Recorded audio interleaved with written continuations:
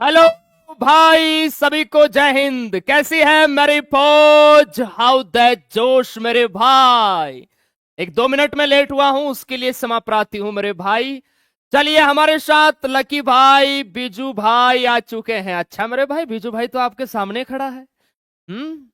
चलो भाई, बहुत बढ़िया। कैसे हो आप सभी? बढ़िया। कब है आप लोगों का एग्जाम भाई? अरे कौन कौन सी डेट को एग्जाम है मेरे जवानों? आज का पेपर लगा के बताना सारे भाई, है ना? किसका 30 को है? सेंटर आपका कहां आया? ठीक है। और हमारे जो राजस्थान के भाई हैं, सिक्कर में किसका सेंटर है जरूर बताना मेरे भाई, क्योंकि हमारी टीम एनालिसिस के लिए वहां पहुंचेगी। चलिए आ जाओ भाई सभी मेरे प्यारे भाई, शुरू करते हैं। बहुत ही शानदार, बेहतरीन मेरे भाई। पूरे 50 प्रश्नों का टेस्ट है, वो आपका होने वाला है। चलिए मेरे भाई शुरू करते हैं। मैराथन क्लासें हैं ये आपकी मेरे भाई, अब शुरू हो रही है 23 जून सुबह 9 बजे से। तैयार रहना। ये हमारा यूट्यूब का पेपर अब लास्ट रहेगा, अब डायरेक्ट है ना। आर्मी के पेपर को फोड़ेंगे मेरे भाई। फोड़ोगे? बोलो यस सर। फोड़ेंगे सर, रप्पा रप्पा काटेंगे टीसीएस के पेपर को इस बार मेरे भाई, है ना। बहुत सारे पेपर हमने खूब करवा दिए मेरे भाई। क्लियर है? और भी अगर आपको पेपरों पे प्रैक्टिस करना है तो लास्ट में आपको मैं बता दूंगा कैसे करना है। सभी ट्रेड वाले बच्चे हैं वो अपने अपने सब्जेक्ट की मैराथन क्लासों का ध्यान रखना है। 23 जून सोमवार सुबह 9 बजे से मेरे भाई मैराथन क्लासों का शुभारंभ है, वो आपका हो रहा है। चलिए अब आज के पेपर का हम शुभारंभ करते हैं। भारत के संविधान के किस अनुच्छेद के तहत प्रधानमंत्री मंत्री परिषद का प्रमुख होता है? बताओ मेरे भाई, सभी मेरे प्यारे भाई बताएंगे। चलिए बहुत बढ़िया। हाँ जी, भारत के संविधान भारत के संविधान के किस अनुच्छेद के तहत प्रधानमंत्री मंत्री परिषद का प्रमुख होता है? तो बिल्कुल ऑप्शन यहां पर मैं देख पा रहा हूं, प्रश्न को एकदम रगड़ के रख दिया है आपने। आर्टिकल 74 इज राइट आंसर होगा। ध्यान रखना, संविधान के आर्टिकल 74 के तहत प्रधानमंत्री मंत्री परिषद का प्रमुख होता है। लाडले, संविधान का आर्टिकल आपका जो 40 है उसमें किसका उल्लेख है? ग्राम पंचायतों का गठन। किसका है मेरे भाई? ग्राम पंचायतों का गठन याद रखना है। आर्टिकल से देखो प्रश्न आता है। आप कहो तो कल एक 7 बजे सेशन रखूं यूट्यूब पर, क्योंकि संडे का पेपर तो होता नहीं। मंडे से मैराथन क्लासेस शुरू है, तो संडे को एक शाम को 7 बजे से 8 बजे तक लगभग एक अनुच्छेद से रिलेटेड जितने भी प्रश्न बनते हैं एक ही क्लास में उनको खत्म कर देते हैं। Tata bye bye. आप कहो तो रखे कल 7 बजे, बताओ यूट्यूब पर। 44 में है एक सम्मान सिविल संहिता। एक सम्मान नागरिकों के लिए, एक सम्मान सिविल संहिता का उल्लेख है मेरे भाई। ठीक है, एकदम सर क्लियर है। 52 ये कहता है कि भारत का एक क्या होगा? भारत का एक राष्ट्रपति होगा। भारत का एक मेरे भाई राष्ट्रपति होगा। ये आप लोगों को ध्यान रखना है। क्लियर है मेरे भाई? एकदम सर क्लियर है। हाँ सर ओके। कल 7 बजे है ना, आप लोगों ने यस बोल दिया। और हमें क्या चाहिए? कल 7 बजे शाम को आर्मी स्टडी यूट्यूब चैनल पर संविधान के जो आर्टिकल अनुच्छेद से रिलेटेड जितने भी प्रश्न बनते हैं वो सब आपको मैं करवा दूंगा। ओके, अब खुश दिल फेंक के मारो मेरे भाई, हमारा दिल आपके दिल से मिलने के लिए बेताब है। और ध्यान रखना, कल सुबह लगभग 11 बजे है ना एक मेरी वीडियो पब्लिश होगी यूट्यूब पर, जिसमें जीके के कौन कौन से टॉपिक्स से ज्यादा प्रश्न आते हैं, कौन से टॉपिक्स आपको अब एग्जाम के नजदीक पढ़ना है, जहां से हर शिफ्ट में आपको प्रश्न मिलेगा। लगभग 11 बजे मेरे भाई कल यूट्यूब पर आपको वीडियो है वो मिल जाएगी 10 मिनट की। ठीक है, चलो। द ग्रेट नोवेल पुस्तक मेरे भाई बताओ किस राजनीतिज्ञ की है? किसकी है मेरे भाई? और सेशन को लाइक शेयर करो दबा के, ऐसे काम नहीं चलेगा मेरे राजा। देखो द ग्रेट नोवेल है ना, यह है शशि थरूर की। किसकी है भाई? शशि थरूर की है। आप सभी प्यारे भाइयों को ध्यान रखना है। निम्नलिखित में से कौन सा ऊर्जा का एक पारंपरिक स्रोत है? बताओ भाई, ऊर्जा का एक पारंपरिक स्रोत आप सभी प्यारे भाइयों को बताना है। आराम से बता दो, किसी का भी गलत नहीं होना चाहिए। देखो, ऊर्जा के पारंपरिक स्रोत है ना, कौन कौन से हैं, मैं यहां पर लिख रहा हूं। जैसे आपका पेट्रोलियम, पेट्रोलियम ऊर्जा का स्रोत है, कोई भी ऑप्शन में आ सकता है इनमें से, है ना।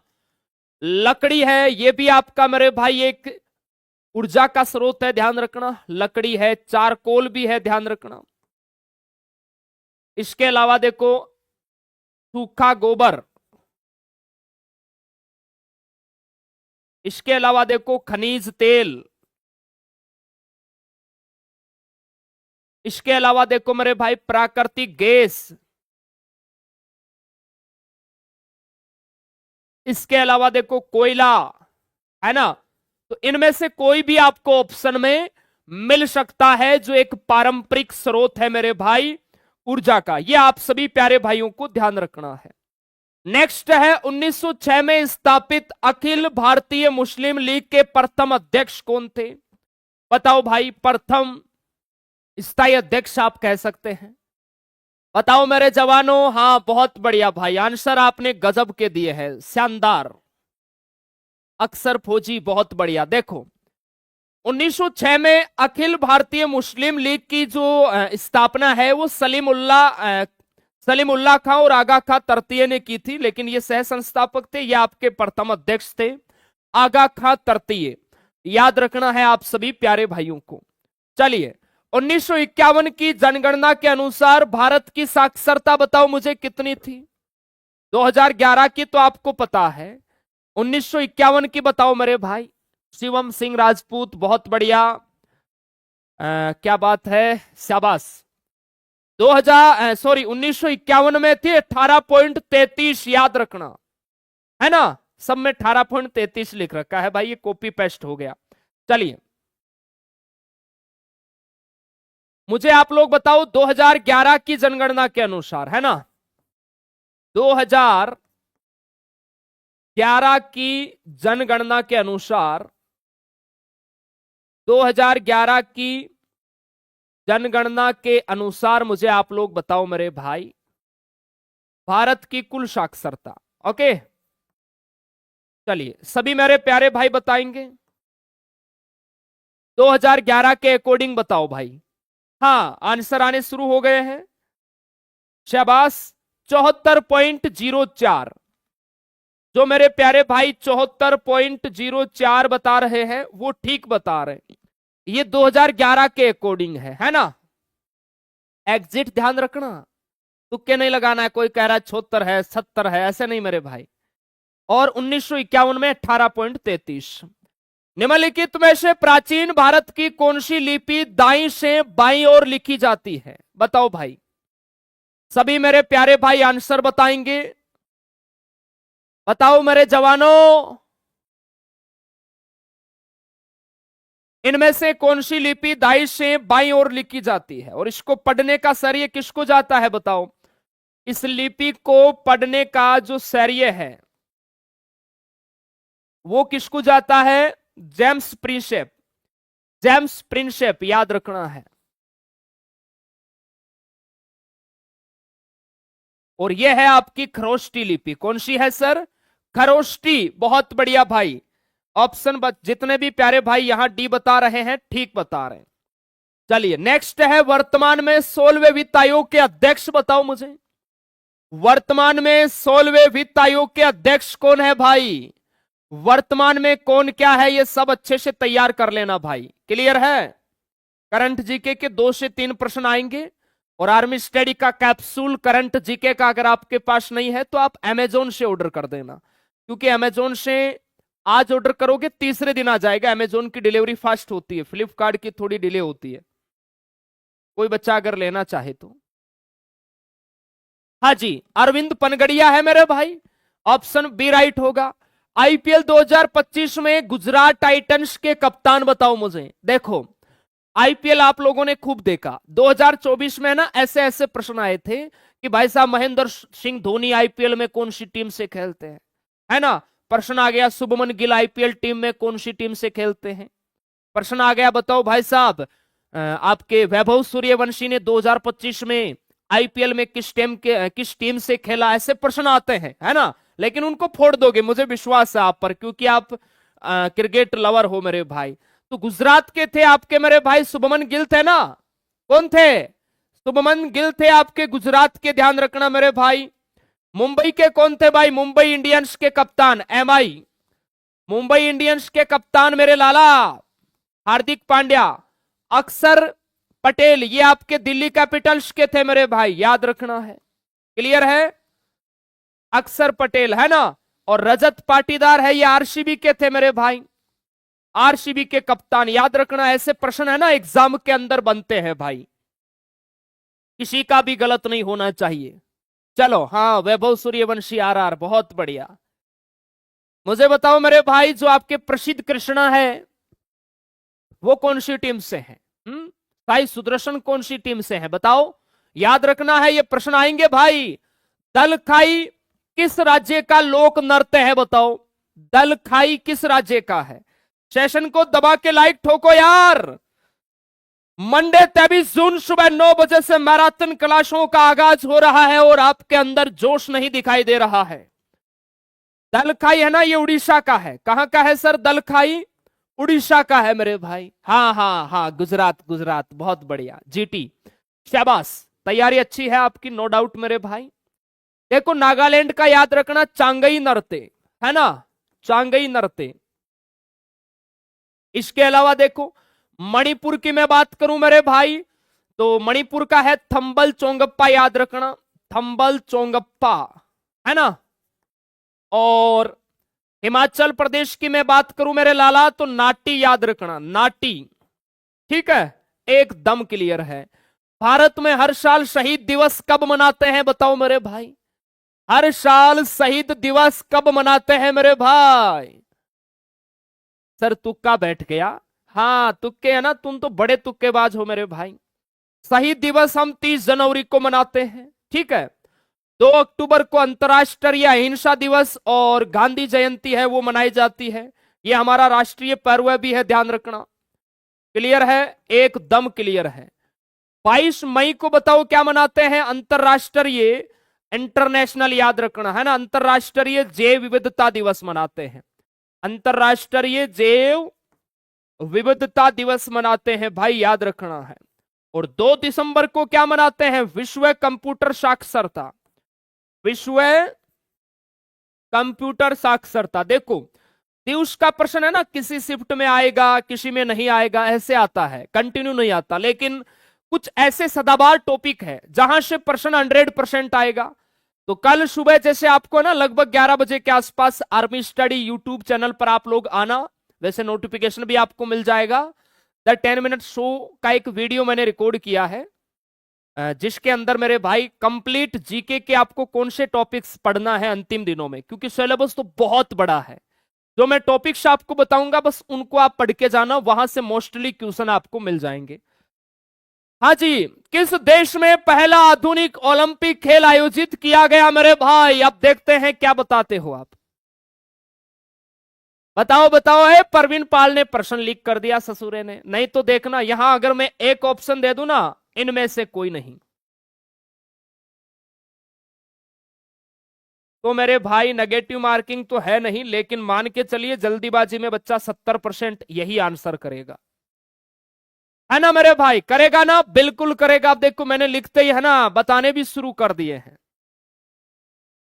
भाई, ध्यान रखना। पहला आधुनिक ओलंपिक खेल ग्रीस, है ना, इसी को बोला जाता है यूनान, एक ही बात है। इनकी राजधानी है एथेंस। यहां पर हुए थे आपके 1896 के अंदर, याद रखना। प्रथम आधुनिक ओलंपिक खेल, आप सभी प्यारे भाइयों को ध्यान रखना है, प्रथम आधुनिक ग्रीष्मकालीन ओलंपिक खेल, ये आप सभी प्यारे जवानों को याद रखना है।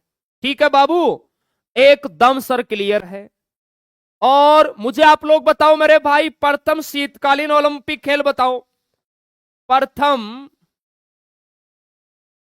शीतकालीन, प्रथम शीतकालीन ओलंपिक खेल, फटाफट बताओ। प्रथम शीतकालीन ओलंपिक खेल है, ये आपके कब आयोजित हुए? नेक्स्ट क्वेश्चन है मेरा, प्रथम पैरा ओलंपिक खेल, प्रथम पैरा ओलंपिक खेल कब वह कहां आयोजित हुए? बताओ फटाफट, बताओ मेरे भाई, देखते हैं कितने खतरनाक खिलाड़ी हो आप। हाँ 1924, ठीक है। प्रथम शीतकालीन का आंसर आ गया 1924। प्रथम ग्रीष्मकालीन पूछे 1896, और प्रथम पैरा ओलंपिक खेल 1960, याद रखना है। इटली की राजधानी रोम में आयोजन हुआ था, उनका फ्रांस में हुआ था शीतकालीन का। ओके, चलिए बहुत शानदार। नेक्स्ट है, भारत एशिया के किस भाग में है? बताओ, भारत एशिया के किस भाग में है मेरे भाई? सभी मेरे प्यारे भाई बताएंगे। भारत, तो ध्यान रखना दक्षिण एशियाई देश है भारत, है ना, ये दक्षिण एशियाई देश है। इसके अलावा देखो Pakistan, Nepal, Bhutan, Myanmar, Bangladesh, Indonesia, Thailand, Cambodia, ये सब दक्षिण एशियाई देश है।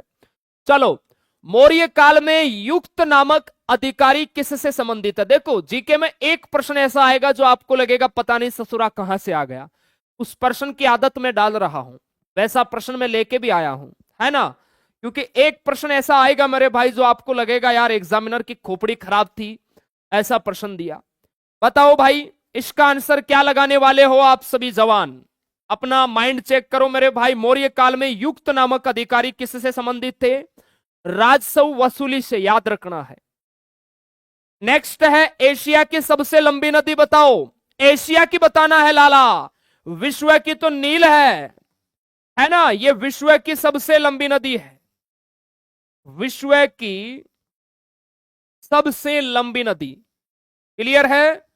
और मेरे भाई अगर आपको पूछे भारत की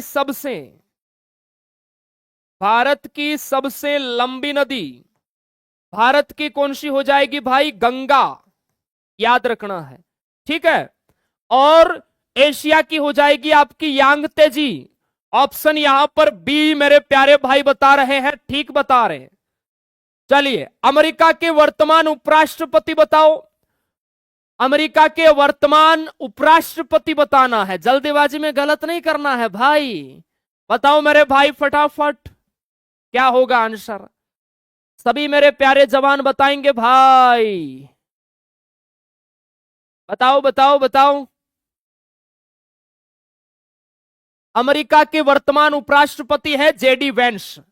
ऑप्शन यहां पर बी जो प्यारे भाई बता रहे हैं, ठीक बता रहे हैं। मैं आपसे कहूं मेरे भाई, अमेरिका के वर्तमान में प्रेसिडेंट कौन है? राष्ट्रपति, तो ध्यान रखना डोनाल्ड ट्रंप है ना। प्रमुख चर्चित देशों के राष्ट्रपति है, प्रधानमंत्री है, ये आपको ध्यान रखना है। देखो रेबेल डी सूसा ये पुर्तगाल के है, ध्यान रखना, है ना। पुर्तगाल के राष्ट्रपति है, आप सभी को ध्यान रखना है। किम जोंग उन ये है आपके मेरे भाई उत्तरी कोरिया के तानाशाह, उत्तरी कोरिया के तानाशाह है मेरे भाई, क्लियर है जी? एकदम सर क्लियर है। चलो अब मुझे बताओ भाई, 15 में से आपका स्कोर कितना हुआ? जितना स्कोर यहां पर हो रहा है मान के चलो उतना पेपर में हो जाएगा। अब देखो मेरे भाई, मैराथनों का आप सभी को पता है कि 23 जून सुबह 9 बजे से शुरू हो रही है। कल है वो हम प्रमुख आर्टिकल से रिलेटेड जो प्रश्न है वो मिलेंगे। अब देखिए मेरे भाई, टेस्ट है वो हमारी ओर से आपके कंप्लीट है। अब मैराथन कला से देख के आपको सीधा एग्जाम फोड़ने जाना है मेरे भाई, फोड़ दोगे बिल्कुल। अब जो नए बच्चे हैं कि सर हमें अभी और प्रैक्टिस करना है, जैसे कल आपका free all India ranking test होगा आर्मी स्टडी ऐप में 11 बजे। Free all India ranking test यहां बिल्कुल फ्री है। कोई ऐसा नया बच्चा है कि सर मुझे तो बहुत सारे टेस्ट लगाना है, तो आप 30 हमारे साथ ऑल इंडिया रैंकिंग टेस्ट लगा सकते हैं। जो प्राइस है 99 रुपए, है ना। बाई टेस्ट सीरीज पे जाके यहां से आप अपने ट्रेड की 99 के अंदर एकदम लेटेस्ट टेस्ट सीरीज ले सकते हैं। जो ओल्ड बच्चे हैं उनको तो ऑलरेडी फ्री मिली हुई है, नया बच्चा है वो ले सकता है। नहीं लेना तो फिर फ्री वीकली टेस्ट पे जाना। कल की डेट का आपको 11 बजे ऑल इंडिया रैंकिंग टेस्ट मिलेगा। बिल्कुल फ्री है, तो ये भी आप जाके लगाना, अपने रैंक देखना मेरे भाई। हमारी ओर से आपकी तैयारी खतरनाक हम लोगों ने करवा दी है। पेपर आपको एकदम कैसा लगेगा मेरे भाई? पेपर है ना, ये आपको लगेगा एकदम लल्लू लल्लू पेपर लगेगा, अगर आपने हमारे साथ कंप्लीट तैयारी की है ना। लल्लू पेपर मेरे भाई, लल्लू पेपर लगेगा आपको, ये मेरा वादा है आपसे। एकदम पेपर को है ना, जैसे मैं बोलता हूं ना मेरे भाई, रप्पा रप्पा रप्पा रप्पा काटोगे आप, ये मेरा वादा है आपसे। ठीक है, एकदम सर क्लियर, अब बिल्कुल एकदम फोड़ के आ जाएंगे मेरे भाई। ठीक है ना? हाँ जी सर। चलिए आगे डीएस गुरु है, वो तैयार है मेरे भाई पूरे जोश के साथ। ओके, चलिए कल 7 बजे तैयार रहना। आर्टिकल से रिलेटेड जो भी प्रश्न बनते हैं वो कंप्लीट आपको मैं एक ही क्लास में करा दूंगा। ओके, फिर मंडे को तैयार रहना पूरे जोश के साथ, अपने दोस्तों को भी लेकर आना। हम लोगों ने इतनी आपको मेहनत करवाई है, दिन भर में लगभग इस टेस्ट को 1.5 लाख से ज्यादा बच्चे यूट्यूब पर देखते हैं, है ना। तो एक दिन मंडे मंडे सोमवार को अपने गुरुजन के लिए 40-50 हजार बच्चे लाइव आ जाना, ताकि मेरे भाई हमारा दिल गदगद हो जाए कि हाँ हमारे जवान है वो आर्मी स्टडी को बहुत पसंद करते हैं भाई। ठीक है, चलिए बहुत बहुत धन्यवाद। जय हिंद जय भारत। आइए सर, डीएस गुरु आ रहे हैं भाई।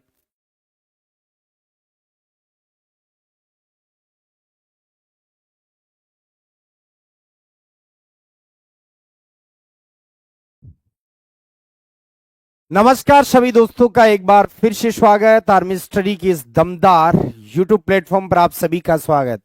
उम्मीद आशा है सभी अच्छे होंगे, मस्त होंगे और जबरदस्त तैयारी आप लोग कर रहे होंगे। तो दोस्तों आज का अपना ये आखिरी टेस्ट होगा, क्योंकि आप जानते हैं कल संडे है, कल ऑफ रहेगा और मंडे से शुरू हो रहा है महाघमासान ब्रह्मास्त्र क्लासों का सिलसिला। तो तैयार हो जाइए बढ़िया तरीके से, क्योंकि अब की बार हर हाल में हमें क्या बनना है जी? फौजी बनना है। तो चलिए तैयार हो जाइए, आज का आखिरी मॉडल पेपर होगा, क्योंकि इसके बाद फिर मैराथन से हमारी मुलाकातें होगी और फिर आपके पेपर के सॉल्यूशन के साथ मिलेंगे। तो चलिए पहला क्वेश्चन आपके साथ जुड़ चुका हूं और बिल्कुल इस लाइव टेस्ट के माध्यम से आप लोगों ने कई सवालों को तार तार किया है, सुपर शेट लगाए हैं साइज के अंदर। आपने न्यूमेरिकल सेशन भी आपने देखा होगा कि आपको कल भी दिया था और आज भी एक न्यूमेरिकल सेशन दिया था स्पेशल आप लोगों के लिए, ताकि आप बढ़िया तरीके से न्यूमेरिकल भी कर सको। चलो पहला क्वेश्चन, निम्न में से कौन सा कार्य गोल्जी उपकरण का नहीं है? ग्लाइकोप्रोटीन्स एवं ग्लाइकोलिपिड्स का संश्लेषण स्थल, श्रवण, झिल्ली रूपांतरण, प्रोटीन संश्लेषण का स्थल। भाई गोल्जी बॉडी का कार्य नहीं है ये आपको बताना है। तो गोल्जी बॉडी का ये काम नहीं है जी, क्योंकि ये काम सिर्फ और सिर्फ राइबोसोम करता है। ये कार्य कौन करता है जी? राइबोसोम करता है, ये आपको ध्यान रखना है। अगला है, वनस्पति कोशिकाओं में किस अंग की उपस्थिति से वे हरी होती है? Mitochondria, plastid, chloroplast, Golgi body. बताइए। देखिए वनस्पति कोशिका मतलब जो बोटनी की अपन बात करें, पादपों की बात करें, तो उनकी सेल में किसकी प्रेजेंट से वो हरी होती है? मतलब उनमें जैसे कईयों के तने हरे होते हैं, कईयों की पत्तियां हरी होती है, तो ये दोस्तों क्लोरोप्लास्ट के कारण होगा। क्लोरोप्लास्ट को हम बोलते हैं हरित लवक। क्या बोलते हैं जी? हरित लवक। और इसके अंदर पर्णहरित पिगमेंट पाया जाता है क्लोरोफिल, जिसमें मैग्नीशियम धातु पाई जाती है। तो यहां पर सी वाला ऑप्शन राइट होगा। कौन सी? यहां पर एक्सिल, एक्सिल या मैं कह दूं हिंदी में अक्षीय कंकाल की हड्डियों का हिस्सा नहीं है। कौन सा अक्षी कंकाल में नहीं आएगा? कशेरुका, पसलियां, फीमर, खोपड़ी। तो आप खुद देखो मेरे भाई, अक्सिल स्केलेशन होता है, इसमें 80 हड्डियां हैं टोटल। कितनी? 80। इस 80 में एक तो आता है सिर वाला भाग जिसमें 29 हड्डियां हैं, एक आता है वक्ष वाला भाग जिसमें 25 हड्डियां हैं, और एक आता है कशेरुक दंड रीढ़ की हड्डी वाला। अगर ये आपको पता है, देखो कंकाल को अगर आपने पढ़ा है और बिल्कुल इस तरीके से बताया भी है मैंने, तो कशेरुका जो होती है ना, कशेरुका ये तो आएगी इसमें, पसलियां वक्ष में आती हैं, खोपड़ी सिर में आती है, तो बची क्या, फीमर, ये नहीं आएगा। ये आपके पश्चपाद की हड्डी है। पश्चपाद क्या होता है, पैर को कहा जाता है, ये ध्यान रखना, पैर को कहा जाता है। तो ये पैर वाले भाग में उपांगीय अपेंडिकुलर स्केलेटन सिस्टम का भाग है। नेक्स्ट है, निमोनिया मुख्य रूप से किस अंग को प्रभावित करता है, हृदय, फेफड़े, गुर्दा, यकृत? बताइए, निमोनिया किस अंग को? भाई निमोनिया जो होता है ना, वो 15 साल से नीचे जो बच्चे होते हैं, अक्सर उनमें सांस की एक बीमारी होती है, सांस लेने में, फेफड़ों में उनके इन्फेक्शन बढ़ जाता है। तो जहां निमोनिया आ जाए ना, वहां फेफड़े ही होगा निमोनिया, या इसको आप न्यूमोनिया भी कह सकते हो, न्यूमोनिया भी कह सकते हो। और याद रखना, इसमें जीवाणु जनित बीमारी है एक, तो ये ध्यान रखना, वायु से इसका इन्फेक्शन बढ़ता है। और जब उनको आपने देखा होगा कफ वगैरह यहां जम जाता है, तो एक नेबुलेटर मशीन दी जाती है, यहां नाक के लगाते हैं, घर घर के साथ चलती है, और वो सांस के साथ उसमें एक आपने देखा होगा उसके अंदर एक मेडिसिन, लिक्विड मेडिसिन डालता है। नेबुलेटर मशीन से क्या होता है, उसके कफ वगैरह ये खुल जाते हैं आराम से। चलिए, ब्यूटेन का रासायनिक सूत्र क्या होता है, ये आपको बताना है दोस्तों। ब्यूटेन, ब्यूट प्लस एन होगा, ब्यूट प्लस एन। तो ब्यूट का मतलब कार्बन 4, एन का मतलब एल्केन श्रेणी है, एल्केन श्रेणी है। और एल्केन श्रेणी में हाइड्रोजन कार्बन का डबल +2, देखो हाइड्रोजन कार्बन का डबल +2 करना है, तो डबल करो इसका, इसका डबल हो गया 8, 2 जोड़ दो जी, तो यहां आ जाएगा 10। तो C4H10 ये इसका राइट आंसर हो जाएगा जी। चलिए अगला सवाल, वायु शक्ति में ऊर्जा का कौन सा रूप विद्युत ऊर्जा में परिवर्तित होता है? दोस्तों वायु शक्ति किसको बोला जाता है, ये भी अच्छा एक ट्रेंडिंग क्वेश्चन है, ध्यान रखना। वायु शक्ति किसको बोला जाता है? वायु शक्ति बोलते हैं पवन चक्की जो होती है। अब पवन चक्की की बात कर रहा है ये, भाई वायु शक्ति का मतलब जो वायु से पावर बनता है, तो वो कौन सा रूप विद्युत ऊर्जा में बदलता है? तो पवन चक्कियां ऐसे चलेगी, तो कौन सी ऊर्जा हो रही है? वो हो रही है गतिज ऊर्जा। तो गतिज ऊर्जा इलेक्ट्रिक एनर्जी में कन्वर्ट होती है। और ये सवाल थोड़ा देख के जाना भाई, वायु शक्ति मतलब पवन चक्कियों की बात कर रहा है। पवन चक्कियां जब घूमती है तो उनकी गतिज ऊर्जा, टरबाइन उसके अंदर टरबाइन जो है उसको चेंज करता है गतिज ऊर्जा को विद्युत ऊर्जा में। तो विद्युत बनाई जाती है, आप सबको पता है, पवन चक्की से। अगला क्वेश्चन है, Na2CO3.10H2O का ग्राम आणविक द्रव्यमान क्या है? भाई आणविक द्रव्यमान का मतलब हो गया अणुभार बताना आपको। क्या बताना जी? अणुभार बताना है, यह आपको ध्यान रखना है।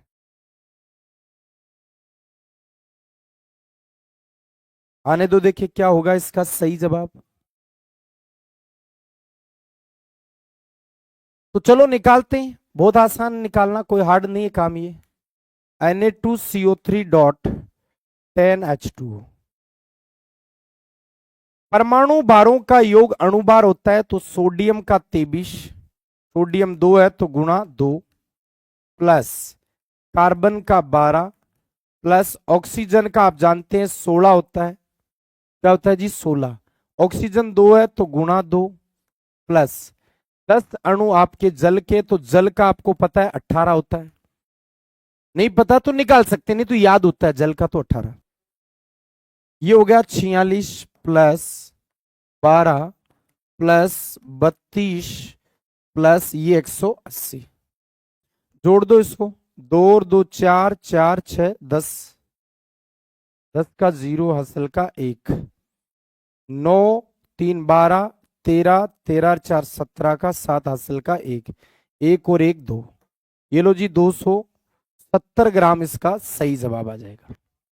तो 46 12 32 180, तो एक बार वापस जोड़ लेते हैं। 2 और 2 4, 6 10, 9 और 3 12, 13 4 17, ठीक है, 270 ग्राम आ जाएगा। अगला है सजातीय श्रेणी का कोई भी सदस्य अपने से अगले और पिछले सदस्य के अणु स्तर से कितना अंतर दिखलाता है। भाई सजातीय श्रेणी क्या होती है? होमोलोगस सीरीज, जिसमें सभी के सभी हाइड्रोकार्बन एक ही श्रेणी के होते हैं और लगातार होते हैं।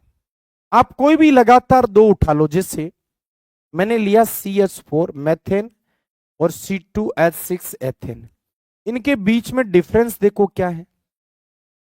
या फिर इसके अगला और ले लो C3H8, इन दोनों के बीच में डिफरेंस देख लो क्या है। कार्बन का एक डिफरेंस, हाइड्रोजन का दो डिफरेंस। इन दो के बीच में देखो कार्बन एक हाइड्रोजन दो, तो CH2 का अंतर दिखाएगा वो।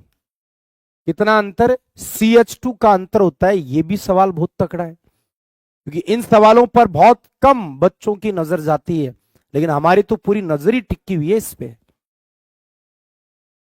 अगला है जीवों के वर्गीकरण की द्विपद नामकरण पद्धति किसने दी थी? Charles Darwin, Carl von Linnaeus, Robert Brown या एरिस्टोटल। दोस्तों ये द्विपद नाम पद्धति ये पिछली बार भी पूछा था 2024 में। अब की बार हो सकता है पंच जगत प्रणाली के बारे में पूछ ले, 5 किंगडम, तो वो RH व्हिटेकर ने दी थी, ये भी ध्यान रखना है। और द्विनाम पद्धति में दो कौन से थे? एक प्लांटी और एक एनिमिलिया, एक पादप और एक जंतु। तो जीवों के वर्गीकरण की द्विपद नाम पद्धति ये दी थी कार्ल वॉन लिनियस ने दी थी, ये आपको ध्यान रखना है। चलिए अगला है सदैव गति का विरोध करता है घर्षण बल, चुंबकीय बल, गुरुत्व बल, पेशीय बल। भाई गति का विरोध कौन सा बल करता है ये आपको बताना है जी। बताओ गति का विरोध कौन सा बल करता है ये आपको बताना है। तो सदैव गति का जो विरोध करता है वो है घर्षण बल। भाई घर्षण बल के कारण ही तो कोई गतिशील वस्तु है, आप उस पर ब्रेक मत लगाओ, वो भागते भागते अपने आप धीमे होकर रुक जाएगी। तो वो किसकी वजह से रुक रही है? घर्षण बल की वजह से रुक रही है। नेक्स्ट है अवरक्त प्रकाश किरणों की खोज किसने की? तो अवरक्त को बोलते हैं जी इंफ्रारेड। क्या बोलते हैं? इंफ्रारेड। अवरक्त प्रकाश को हम इंफ्रारेड बोलते हैं, ध्यान रखना। इसकी खोज रीटर ने की, विलियम हर्सेल, आइंस्टीन या विलियम हर्ट्ज। तो देखो मैंने आपको एक ट्रिक बता रखी है। लहर गांव के एक राजा अहमद को परिदर्शन हुए, तो हर्ट्ज से तो बनेगा लघु तरंगे या सूक्ष्म तरंगे, लघु या सूक्ष्म तरंगे, इनकी तो खोज करने वाले थे विलियम हर्ट्ज। आइंस्टीन याद रखना, अभी नेवी MR में भी आया था, सापेक्षता का सिद्धांत दिया था। सापेक्षता का सिद्धांत किसने दिया? आइंस्टीन ने। अब बचा हर्सेल, ये इसका सही जवाब होगा। रीटर ने दोस्तों पराबैंगनी विकिरणों की खोज की थी। पराबैंगनी जो किरणें हैं अल्ट्रावायलेट, इनकी खोज रीटर ने की थी। चलिए अगला है m द्रव्यमान वाले दो पिंड क्रमश एक v और एक 4v है, गतिशील है वेग से, उनके संवेग का अनुपात क्या आएगा? उनके मोमेंट का रेशियो क्या आएगा? तो दो पिंड है, मान लिया पहले पिंड का संवेग p1 है, ठीक है, और दूसरे पिंड का p2 है। अब p बराबर होता है mv, p बराबर mv। अब पहले पिंड का वेग तो v है, तो ये m1 और v हो गया। दूसरे पिंड का द्रव्यमान m2 है और वेग आपको 4v दिया है, तो इधर 4v कर लो। अब अनुपात निकाल लो, अनुपात का मतलब बट्टे में लिखना पड़ेगा, p1 बट्टा p2, तो m1v बट्टा m2v, 4v। आपको पता है m द्रव्यमान है, ये तो कट जाएगा, वेग से वेग कटेगा तो ऊपर 1 बचा, नीचे 4 बचा, तो ये दोस्तों क्या आ जाएगा अनुपात में? 1:4 आ जाएगा।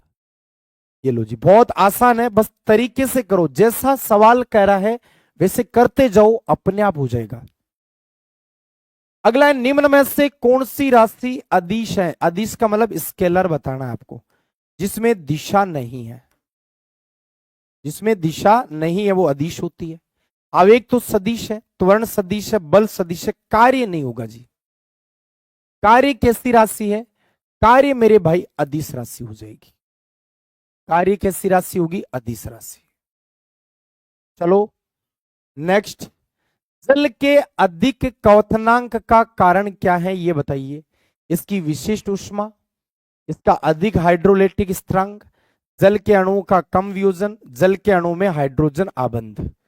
भाई जल का अधिक क्वथनांक क्यों होता है? भाई जल 100 डिग्री टेम्परेचर पर उबलता है, ऐसा क्यों? क्योंकि जल के अणुओं के बीच में हाइड्रोजन बंध पाया जाता है और इस बंध को तोड़ने के लिए ज्यादा ताप की आवश्यकता पड़ती है, इसलिए जल के अणु का क्वथनांक ज्यादा होता है।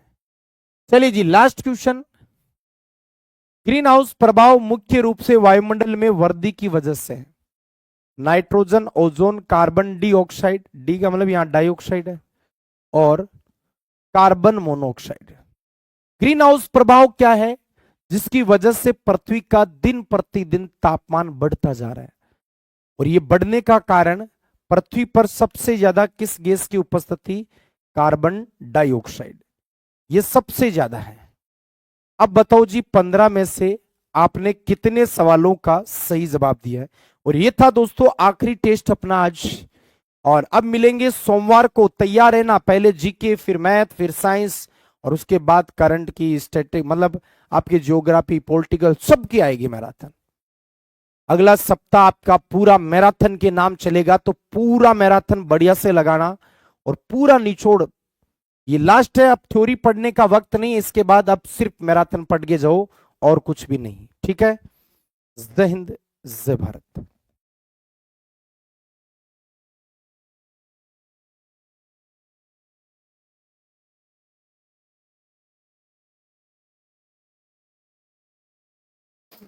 जय हिंद, वंदे मातरम। दोस्तों कैसे हो? सर अच्छे हैं जी, जान से मेहनत कर रहे हैं, अब की बार हमें फौजी बनना है। तो चलो लाडले, आज के टेस्ट को फोड़ देते हैं, फिर हम मिलेंगे मैराथन क्लास में धुआंधार तरीके से। लाडले मैराथन क्लासों के लिए तैयार हो? मैराथन क्लासों का हम कर देंगे सुपड़ा साफ, है ना? बोलोगे यस सर? आ जाओ।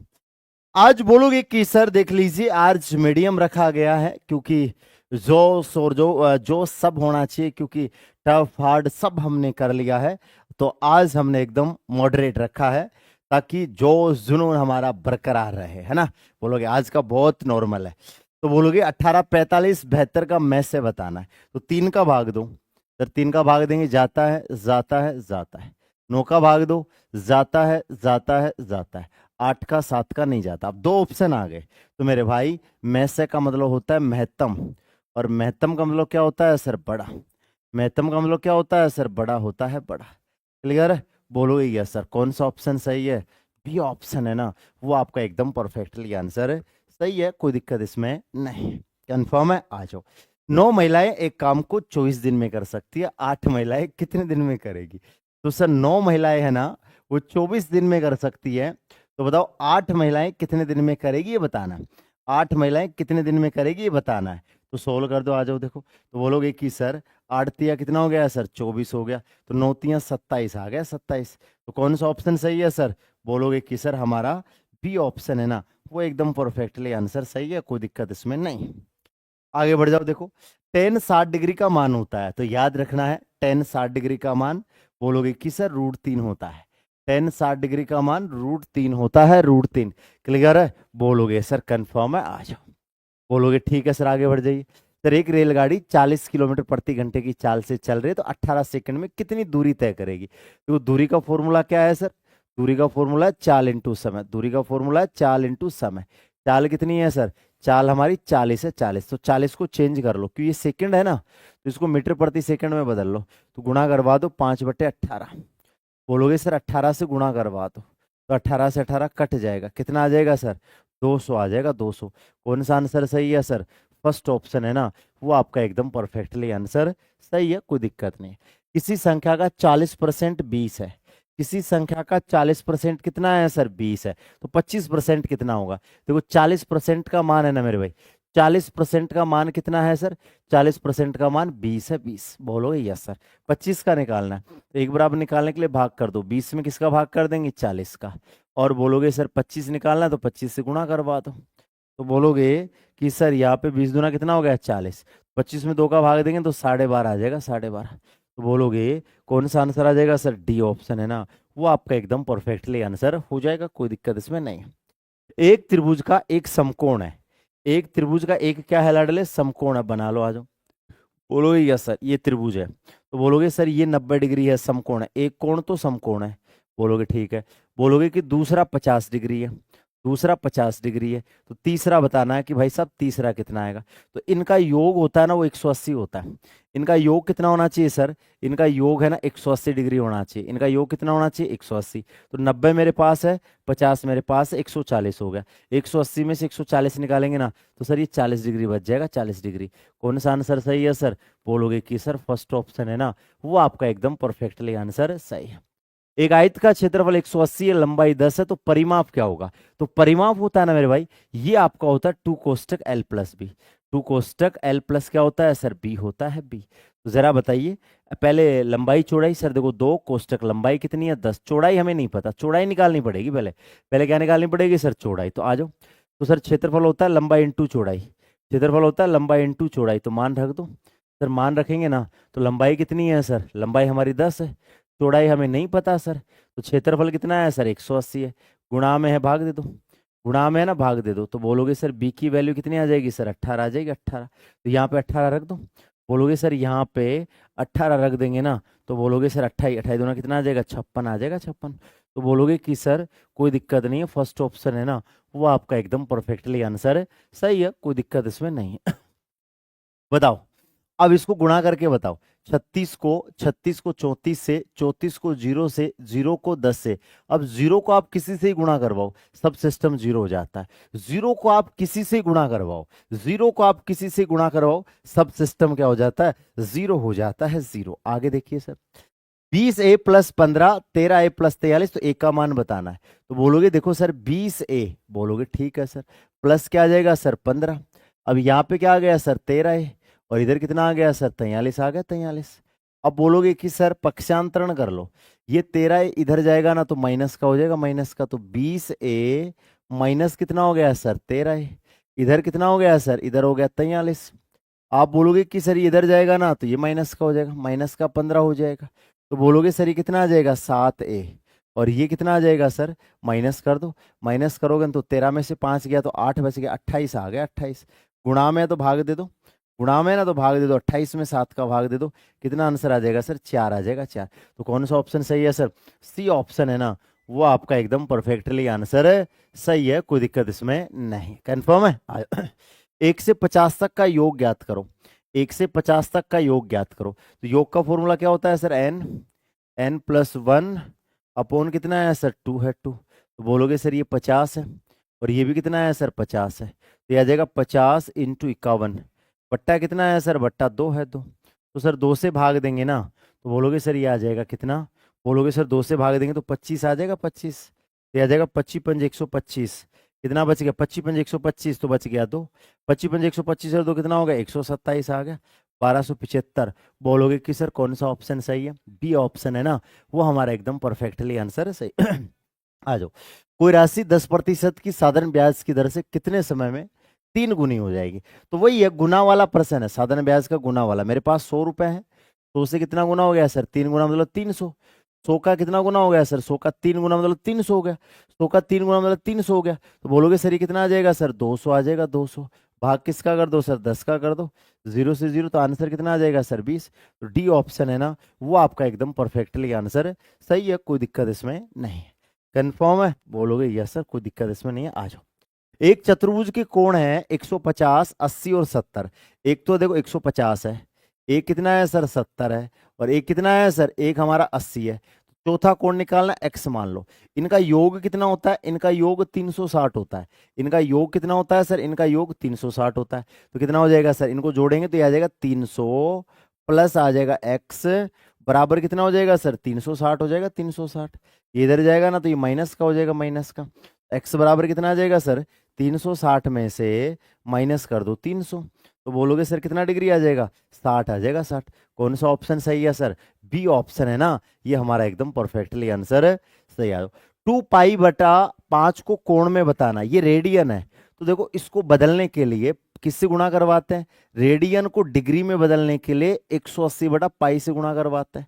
किससे गुणा करवाते हैं, 180/π। याद रखना कभी भी रेडियन को कोण में डिग्री में बदलना है ना, तो 180/π से करवाते हैं। पाई से पाई घट गया सर, 5 से काटेंगे ना तो ये 36 आ जाएगा। 36 दूना कितना आ जाएगा सर, 72 आ जाएगा 72। कौन सा ऑप्शन सही है सर, फर्स्ट ऑप्शन है ना, वो आपका एकदम परफेक्टली आंसर सही है, कोई दिक्कत इसमें नहीं। आ जाओ।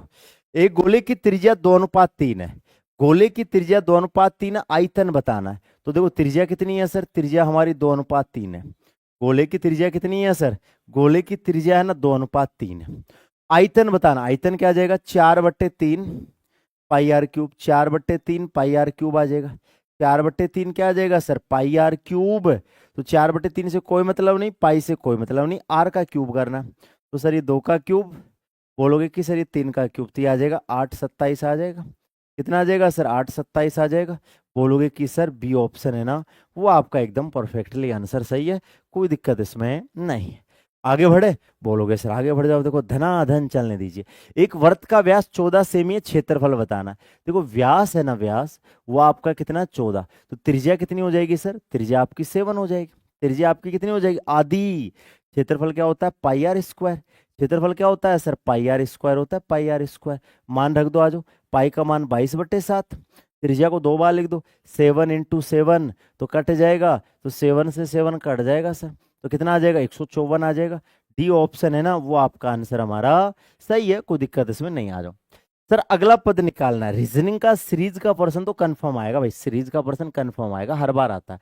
तो बोलोगे सर यहाँ पे कितना जोड़ा है, इसने 3 जोड़ दिया सर, यहाँ पे भी 3 जोड़ा है सर, यहाँ पर भी 3 जोड़ा है सर, तो हम भी 3 जोड़ देंगे सर। तो बोलोगे सर कितना आ जाएगा, 17 आ जाएगा 17। तो बोलोगे सर कौन सा आंसर सही है, सी ऑप्शन है ना, वो हमारा एकदम परफेक्टली आंसर सही है, कोई दिक्कत नहीं। किसी कक्षा में राम का बाईं ओर से 20वां, दाईं ओर से 30वां है, बताओ कक्षा में कितने छात्र है। तो कुल छात्र निकालना है ना, तो कुल का क्या बताया, दोनों का योग। क्या बताया, योग -1 कर दो, योग -1 कर दो। तो बोलोगे सर कितना आ जाएगा, 30 + 20 और माइनस क्या आ जाएगा सर 1, तो बोलोगे -1 आ जाएगा, -1। बोलोगे ये सर कितना आ जाएगा, 49। कौन सा ऑप्शन सही है, सी ऑप्शन है ना, वो हमारा एकदम परफेक्टली आंसर है सही है, कोई दिक्कत इसमें नहीं। बताओ क्लियर है, बोलोगे यस सर। यदि हवा को जल कहा जाए, हवा को क्या कह दिया सर, हवा को जल कह दिया, बोलोगे यस सर।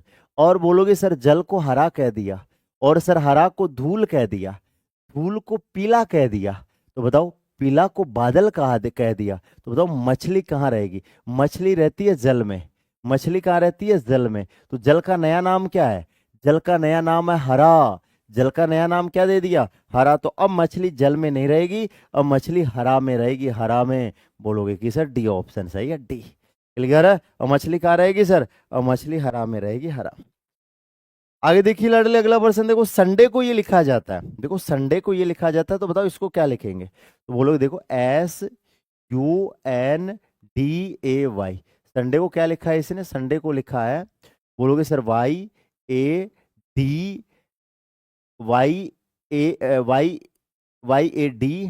YADNUS, उल्टा लिख दिया। ये ऐसे था ना, ऐसे, इसको इसने रिवर्स कर दिया, उल्टा लिख दिया।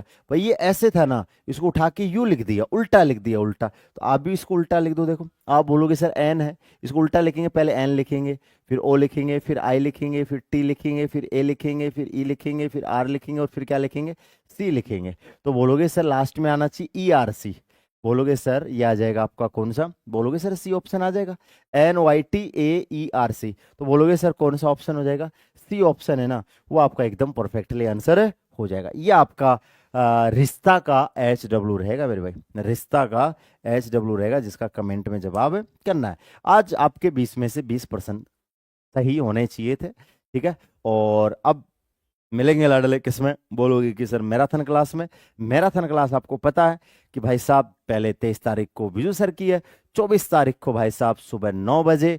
बोलोगे सर मैथ्स की मैराथन है, तो तैयार रहना लाडले, सिंगल क्वेश्चन भार नहीं जाने देंगे, गारंटी है भाई। आ जाओ। जय हिंद, वंदे मातरम, bye bye, love you too, tata, bye bye, good night.